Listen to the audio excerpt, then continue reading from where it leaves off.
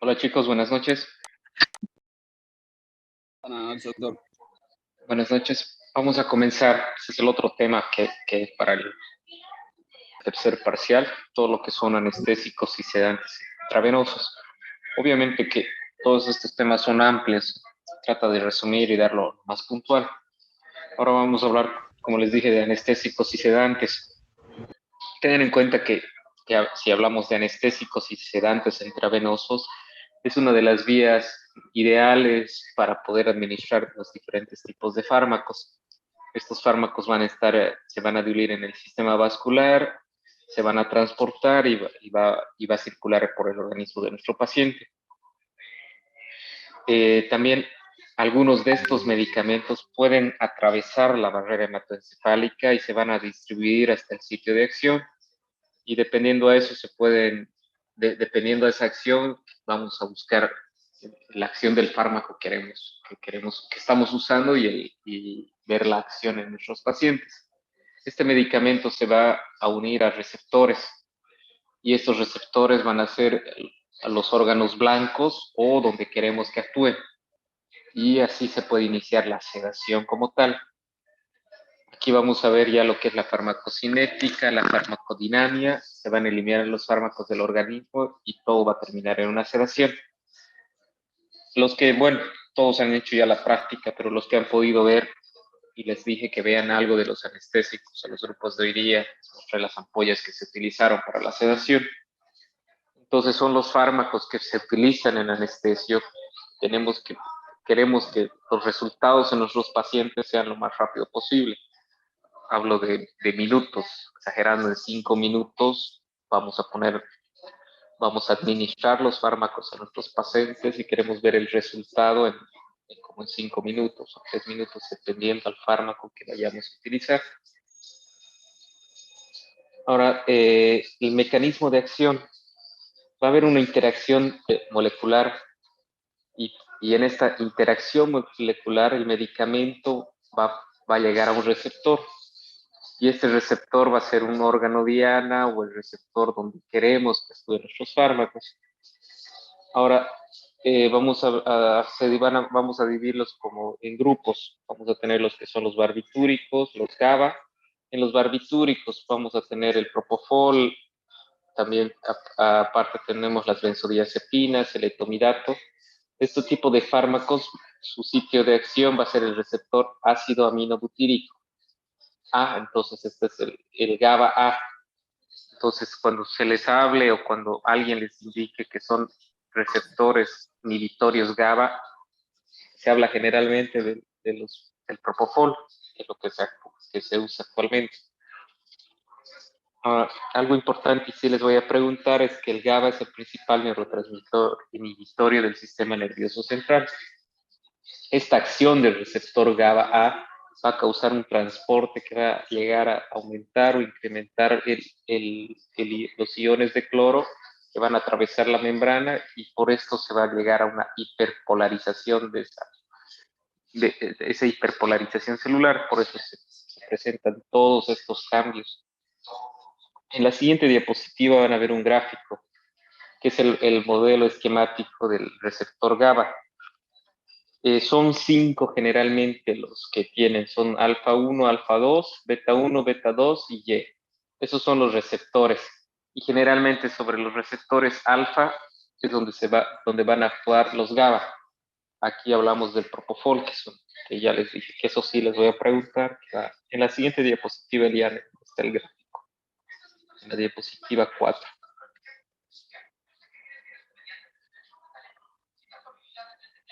Ahora vamos a hablar lo que es farmacocinética y el metabolismo. No se olviden que la farmacocinética es el tráfico, la redistribución y la eliminación del medicamento dentro del organismo, que es igual las diferencias entre farmacocinética y farmacodinámica. Todos los medicamentos se van a administrar en un primer compartimiento donde va a realizarse una mezcla y la redistribución. Luego ese medicamento va a sufrir una difusión y esta difusión va a ir del primer compartimento al segundo compartimento, incluso hay esquemas de fármacos que van a un tercer compartimento, que van a ser los adicionales. En la diapositiva 6 estaba bien el gráfico que puso Eliane. En esa diapositiva, si ven la imagen del medio, vamos a tener que se administra el fármaco y llega al primer compartimiento. Y de acuerdo a eso, se va a ir a un compartimiento periférico que va a ser más lento y otro compartimiento periférico más rápido. Estos son los esquemas que se pusieron en farmacología para poder interpretar un poco la acción de los fármacos en nuestro organismo. En la siguiente diapositiva vamos a ver qué son los efectos farmacodinámicos. Estos efectos farmacodinámicos van a dar el comportamiento de la concentración del medicamento y dependiendo al lugar donde se va a llegar a concentrar. Estos receptores generalmente van a estar dentro del cerebro. Ahora, las reacciones adversas. El medicamento puede producir casi todos los medicamentos, obviamente hay excepciones, unas reacciones alérgicas o reacciones de hipersensibilidad. Si alguno de ustedes puede leer la posología de algunos medicamentos que han tomado, siempre les van a poner como reacciones adversas, está dentro de la bibliografía o dentro de las posologías. Casi todos tienen una reacción a la hipersensibilidad. Obviamente cada organismo reacciona de diferente forma. Entonces, si hay un historial de hipersensibilidad a una familia de fármacos, es donde tenemos que tener cuidado y no administrar ese medicamento y cambiar por otra opción. Ahora, algo que sí, ya los barbitúricos pueden producir la porfiria y es una porfiria intermitente aguda. Generalmente esta reacción de los barbitúricos, si hicieron estudios en los 80 y en los 90, generalmente hay esta reacción de porfiria en personas de color, personas de la raza negra. Ese es un factor predisponente en ellos. Ahora vamos a ver lo que son las propiedades físico-químicas tanto de los barbitúricos. Ahora vamos a desglosarlo en la siguiente diapositiva, en la diapositiva 8. Vamos a desglosar lo que son los barbitúricos, vamos a hablar de los tiobarbitúricos. El más comercial o el que más se usa en nuestro medio es el tiopental, que es un petotal ácido 5-etil-5-metilbutil 2-tiobarbitúrico. Luego tenemos el tiamidil y el metoxital oxibarbitúrico. Estos barbitúricos llegan a deprimir el sistema activador reticular en la parte del tallo cerebral y al deprimir va a haber una potenciación en los receptores GABA-A. No se olviden que les dije que las placas, que en el modelo esquemático de los receptores ácido aminobutírico tenemos los sitios de donde se van a unir los receptores, que son alfa 1, alfa 2, beta 1, beta 2 y el GABA. Entonces, específicamente estos barbitúricos van a actuar sobre el GABA-A. Ahora, estos van a llegar a disminuir la tasa metabólica del cerebral, que es esa abreviación SMRO2. Entonces, cuando ustedes vean la bibliografía, no se olviden que esto va a hablar de lo que es la tasa metabólica cerebral. Luego vamos a tener que se disminuye el flujo sanguíneo cerebral y también la presión intracraneal. Luego también los barbitúricos se van a terminar la redistribución hacia los tejidos lipofílicos centrales desde el cerebro y a los compartimentos musculares magros a periféricos. Van a presentar una eliminación terminal por los metabolismos hepáticos, luego con una conjugación biliar y una excreción renal. Por eso, cuando se usan barbitúricos en pacientes que tienen una insuficiencia hepática, la administración es con mucho cuidado. Cuando no hay de otra que aplicar este fármaco, tenemos que cuantificar las dosis y las dosis que van a ser empleadas van a ser de acuerdo al peso magro, no al peso real del paciente. Ahora, el tiopental, su vida media va a ser de 10 a 12 horas. del metoexital va a ser de la vida media de 4 horas. Como les dije, el que más se usa en nuestro medio es el tiopental. Entonces repasen todo y lo que es del tiopental va a entrar en el examen. Ahora hablamos del propofol. Creo que todos los que han podido ver han visto la ampolla blanca o el líquido blanco. Ese es el propofol. El propofol es un compuesto alquifenol. Tiene una emulsión de lecitina de huevo y que esto va a estar extraído del aceite de soya. Va a tener el glicerol, el fosfátido de huevo y el ácido etil diamino en la 3-acético y el metabulsifito. Ahora tengan en cuenta que ya hay una composición del propofol en el comercio, donde ya esa emulsión de lecitina ya no están, entonces ya disminuye ese riesgo de hipersensibilidad o de alergia que puede llegar a tener. El propofol, ser administrado, va a aumentar la afinidad a la unión de los receptores GABA. Entonces, se van a acoplar los canales de cloro, por lo que se va a llegar a hiperpolarizar la membrana nerviosa. Y por esta hiperpolarización es que se produce el efecto deseado de este fármaco. Estos van a llegar a disminuir la presión sanguínea arterial por el hecho de que se reduce la resistencia vascular sistémica y la precarga. Con esto hay una inhibición tanto del tono simpático y esto va a llegar a un efecto sobre el músculo liso. También al administrar el propofol, en la siguiente diapositiva van a ver que hay una depresión en el miocardio, va a haber un neuroprotector con una supresión de los estallidos del electroencefalograma. También sirve como anticonvulsivante y va a disminuir la presión intraocular. También tiene otros efectos dependiendo a una subdosis que va a ser, que es muy buen antiemético.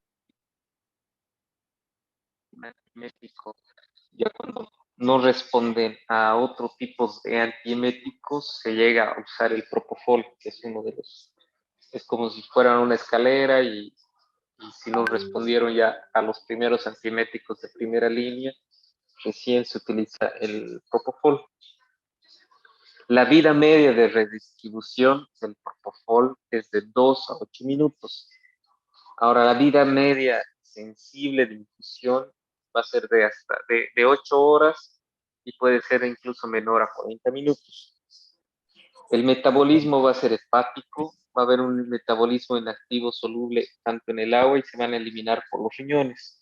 Perdón, doctor. Hay un, sí, Pedirlo para que Eliani puede pasar la diapositiva, por favor. ya, perfecto. A ver, Eliana, estamos en la diapositiva 11. Exacto. En esta parte hay algo que sí les voy a preguntar. El propofol puede llegar a presentar el síndrome de infusión por propofol. Les mostré dónde estaban las bombas. Si pudieron observar en quirófano, les mostré y había las bombas infusoras. En la bomba inteligente o en la bomba blanca en la que estaba abajo, ese es el TCI, en esa bomba estaba cargado el propofol. Entonces, se puede presentar un síndrome por infusión de propofol, donde va a haber una insuficiencia cardíaca, puede haber una rhabdomiólisis con una acidosis metabólica, llegar a producir una insuficiencia renal por una hipercalemia, por una hipertrigliceridemia y pacientes que van a ser con una hepatopatía de base, hepatomegalia. Obviamente se pasa todo este síndrome cuando hay un uso prolongado del propofol. Hay muchas terapias que utilizan para sedar a los pacientes o están sedados con propofol, con bombas de propofol, con bombas de dextomedina, dependiendo al manejo de cada terapia y al grado económico. Tratar de sedar pacientes con propofol o dexmedetomidina no lo hacen todos los países y tampoco todas las terapias, porque lamentablemente son fármacos caros. Pero si ustedes llegan a manejar, que algún rato alguno de ustedes trabaja en terapia o es anestesiólogo y sus pacientes, antes de entrar a quirófano, revisan la historia y han estado sedados con propofol o dexmedetomidina, entonces tienen que tener un poco de cuidado en esto y revisar mucho la función hepática antes de ser administrados. Si eso está alterado, las opciones de cambiar otro tipo de fármacos. Se tienen otras opciones. Ahora hablamos de las benzodiazepinas. Las benzodiazepinas son los fármacos que se utilizan y dieron generalmente en anestesia, y lo que se usa actualmente es el midazolam. No sé, en alguna de los grupos les expliqué o les mostré la ampollita del midazolam. El midazolam es una benzodiazepina de término medio de acción. Una de las ventajas que les da el midazolam es una amnesia retrógrada. Eso es algo muy importante y muy útil, porque tengan en cuenta que da una amnesia retrógrada de 15 minutos. Entonces, es bueno usar en los pacientes si no existiera ninguna contraindicación, ya que por el simple hecho de ingresar a un procedimiento quirúrgico, el paciente ya tiene un estrés. Entonces, con eso se llega a calmar, y ese trauma del paciente desde el ingreso de su sala hasta la sala quirúrgica se puede llegar a inhibir, ya por eso, por la acción de la acción amnésica que tiene. El midazolam es un anillo las benzodiazepinas son un anillo de benceno y un anillo de diazepénico. El midazolam va a ser muy soluble en el agua y tiene un pH bajo, a relación de las otras benzodiazepinas, como son el arazepam y el diazepam, que son insolubles. Igual, las benzodiazepinas se van a unir a los receptores GABA-A, van a suprimir y van a controlar las crisis convulsivas, que sí se los usa también esto, muy aparte que para la anestesia. El fluoxetine es el antagonista o es el antídoto de las benzodiazepinas. Es un antagonista competitivo. Las dosis van a ser de 0,5 a 1 miligramo endovenoso, y estas se van a llegar a metabolizar en el hígado. Entonces, una de las preguntas que les voy a hacer, y es importante que sepan cuál es el antagonista o el antídoto de las benzodiazepinas, que es el flumazenil. El etomidato es otro fármaco que se utiliza. Lamentablemente en nuestro medio solamente existe en Santa Cruz y no se maneja en el resto del país. Uno, porque el Bademecum nacional todavía no está legalizado, entonces se puede usar de perfil bajo, llamarles, pero, pero tampoco es que no es un fármaco que sea, si no se lo usa, no se hace anestesia, es otra opción más para poder usar. El etomidato es un estereoisómero, es un isómero de la ERE y va a poseer una actividad anestésica como tal. Como los otros, igual se une a los receptores GABA-A, va a causar una disinhibición subcortical. Se utiliza también en el estatus epiléptico y se va a llegar a inhibir en el 11-hidrolax por una inhibición de la producción de esteroides. Una cosa buena que tiene el etomidato, que su eliminación al ser eliminado de nuestro organismo, va a tener una biotransformación hepática y se van a excretar por los riñones. Eso es algo muy útil. Ahora, la ketamina. La ketamina es un derivado de la feniciclina, pero la ketamina llega a estimular el sistema nervioso y va a llegar a haber una depresión respiratoria mínima a relación del propofol, del tiopental, que sí hay una depresión respiratoria marcada, y va a tener una acción broncodilatadora. Es un potente antagonista de los receptores N-metildeaspartato, y esa es otra pregunta del examen, ¿dónde actúa o es un antagonista receptor de los N-metildeaspartato, de la ketamina? Es un vasodilatador cerebral. Por el simple hecho de ser un vasodilatador cerebral, va a aumentar el flujo sanguíneo cerebral y va a aumentar la presión intracraneana, con lo que va a aumentar también la concentración del oxígeno. Algo importante, ya que aumenta el flujo sanguíneo cerebral y va a aumentar la presión intracraneana, la ketamina está indicado en pacientes con una hipertensión intracraneana. Entonces no se puede usar en ese tipo de pacientes. Ahora, las ventajas que igual tiene la ketamina, da un bloqueo de señal del dolor de la médula espinal y esta va a disociar con la comunicación del dolor entre el tálamo y el sistema límbico. Por eso se dice que es una anestesia disociativa, también que se puede explicar por el uso de la ketamina. Ahora, la ketamina se va a metabolizar en el hígado, en el sistema citocromo P450 y se va a excretar por los riñones. Algo que da la ketamina, hay con el isómero I y el isómero E, tiene la ketamina, puede llegar a producir un síndrome de alerta, donde el paciente va a estar excitado a dosis repetitivas de la ketamina. Ahora, la dexmedetomidina, igual los que prestaron atención, igual les mostré que las bombas infusoras tenía el remifentanil, tenía la dexmedetomidina y tenía el propofol.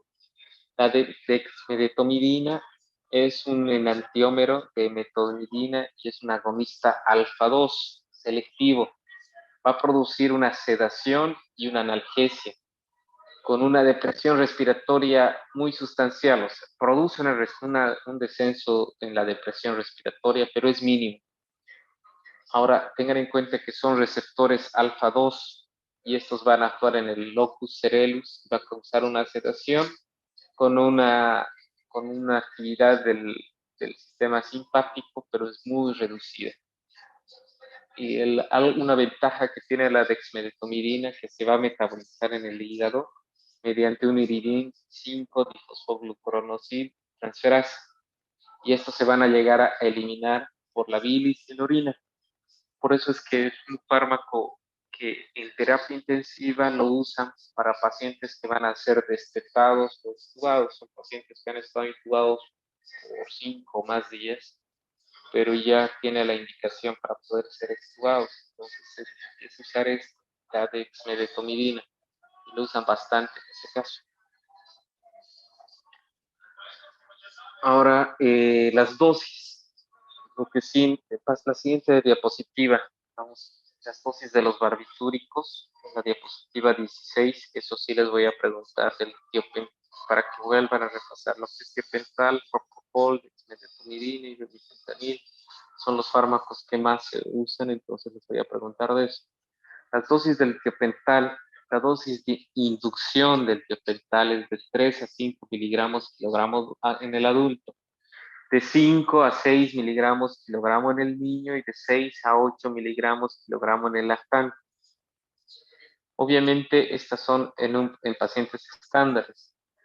Estas dosis se llegan a reducir en pacientes geriátricos entre el 30 al 40%. También se van a reducir en pacientes que son ASA 3 o ASA 4. Y también hay que tener mucho cuidado y precaución en mujeres que están embarazadas, que van en la semana de 7 a la 14 generalmente. Se tienen que llegar a disminuir estas dosis. Una de las ventajas que tiene el tiopental, el inicio de la inducción ya puede comenzar a los 30 segundos al minuto. Y también por la metabolización que tiene, se elimina rápido. O sea, el despertar del paciente va a ser aproximadamente a los 20 minutos. Esa es una de las ventajas que tiene el tiopental. Ahora el método excital, la inducción va a ser de 1 a 1,5 o a 1,5 miligramos kilogramo. Ahora, una subdosis o dosis menores puede producir unas descargas en el tipo convulsiones, que esas sí se visualizan en el electroencefalograma, para tener mucho cuidado al usar un excital. Ahora el propofol, la dosis de inducción del propofol es de 1,5 a 2,5 miligramos kilogramo en el adulto, pero estas dosis de inducción del propofol se calcula con el peso magro.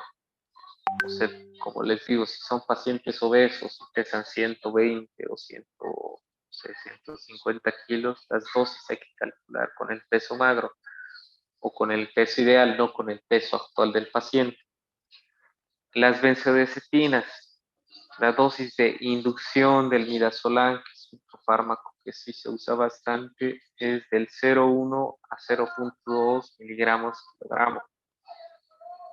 El etomidato es de 0,2 a 0,3 miligramos kilogramo y la ketamina, esto es algo que sí igual les voy a preguntar, la inducción es de 1 a 2 miligramos kilogramo cuando es endovenoso y cuando es intramuscular de 4 a 6 miligramos kilogramo. La diferencia que cuando se utiliza la ketamina intramuscular, el tiempo de acción va a ser a los 5 a 10 minutos, a relación de la endovenosa que va a ser al minuto o a los 90 segundos. Los barbitúricos, la siguiente diapositiva, en la 19, los barbitúricos van a llegar a mejorar la relajación cerebral. Es útil cuando son procedimientos neuroquirúrgicos, ya que van a llegar a disminuir el consumo metabólico del oxígeno cerebral. Ahora, estos van a tener una vida prolongada, una vida media que va a ser un poco prolongada y que puede llegar a retardar un poco la extubación. Entonces, de lo que uno cierra todos los anestésicos, generalmente a los 5 o 10 minutos puede llegar a extubar. Con los barbitúricos aumentan unos 10, o sea, aumentan a unos 20 minutos, tampoco es demasiado, pero son parámetros que ustedes tienen que saber y controlar a su paciente. Ahora, el propofol es uno de los fármacos que se utiliza en PIVA, que es la anestesia intravenosa total. Estaban en una de las bombas y les mostré las bombas infusoras, donde sí se la usa bastante. Ahora, dependiendo de las dosis, se van calculando y los parámetros generalmente en PIVA van a ser de 100 a 200 microgramos, kilogramo minuto, no miligramos, microgramos. Esa es la gran diferencia, las dosis.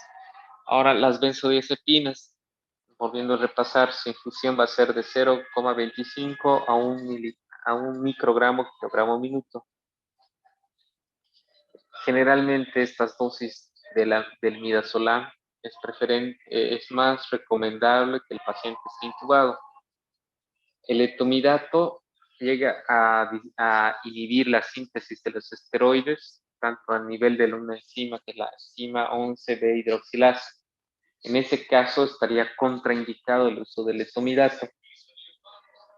Ahora, la ketamina, aparte de todos los efectos que tiene, también es un analgésico que es muy potente y puede, en una infusión subanalgésica de 3 a 5 microgramos kilogramo minutos, se utiliza también para el tratamiento del dolor. Es muy útil en pacientes con cáncer o con un dolor que es un poco difícil de controlar. Ahora, algo puntual que el Comité de la Cruz Roja, el Comité Internacional de la Cruz Roja, dentro de sus parámetros y protocolos, tiene la utilización de la ketamina, donde se utiliza en la dilución de 500 miligramos de ketamina, o sea, un frasco de ketamina en 1 litro de solución fisiológica. Y esto se mantiene a un goteo con bomba de 4 miligramos kilogramo hora. O si no tuvieran una bomba, lo ponen para pacientes de 70 kilos, realmente se pasa 500 ml por hora. La ketamina, tengan en cuenta que es un fármaco muy útil que ya tiene bastantes años en el uso y son fármacos de primera línea para el dolor, incluso fármacos que se utilizan en las batallas, en la guerra, por eso la Cruz Roja ya lo manejó, bueno, lo maneja, ¿no? Con este esquema, no solamente para que pueda manejar paramédicos, que es algo más fácil para poder manejarse. Ahora, el tiopental, la dosis para premedicar es de 25 a 50 miligramos, donde va a tener una sedación ese paciente, pero no con una depresión respiratoria marcada. El mantenimiento del propofol va a ser de 25 a 75 microgramos kilogramo minuto. va a llegar a inhibir el impulso ventilatorio hipóxico y va a haber una respuesta a la hipercarbia. Ahora, cuando es una respuesta a la hipercarbia, es cuando el CO2 va a estar aumentado. Les hablé para la extubación. Tenemos que producir una capnografía. En la capnografía van a ver la concentración del CO2 que tiene que subir, que mayor a 50 se llega a estimular el bulbo respiratorio para que el paciente empiece a respirar por su cuenta. Algo útil también del propofol, que llegue a ser un buen broncodilatador, que sí se utiliza también en casos de asma y también en pacientes que son EPOC. Y la última, que son las benzodiazepinas. El midazolam tiene varias formas de administrar. Se la puede administrar endovenoso, intramuscular y transbucal, sublingual, intranasal. Y tiene una premedicación que va a ser de 0.02 a 0.04 miligramos kilogramo endovenoso en los adultos y de 0.4 a 0.8 miligramos kilogramo vía oral en los niños. Algo que sí se va a ver al usar el midazolam puede producir una vagólisis sin amnesia retrógrada. Esa amnesia retrógrada es aproximadamente de 15 minutos, por eso es útil el midazolam. Y el otro fármaco que les hablé, que igual estaba en una de las bombas infusoras, es la dexmedetomidina, que va a tener una dosis oral de 2.6 a 4 microgramos, kilogramo, que va a tardar entre 30 a 60 minutos antes de la sedación. También tiene una dosis intranasal de 2 microgramos kilogramo, donde puede ser el inicio un poco más rápido. Y la infusión va a ser de 0.3 a 0.7 microgramos kilogramo hora. Y vamos a mantener con una dosis de carga de 1 microgramo kilogramo, que van a pasar generalmente 15 minutos. Bueno, chicos, con esto es lo que hemos terminado, lo que son anestésicos intravenosos. No se olviden de las cosas puntuales que les repetí.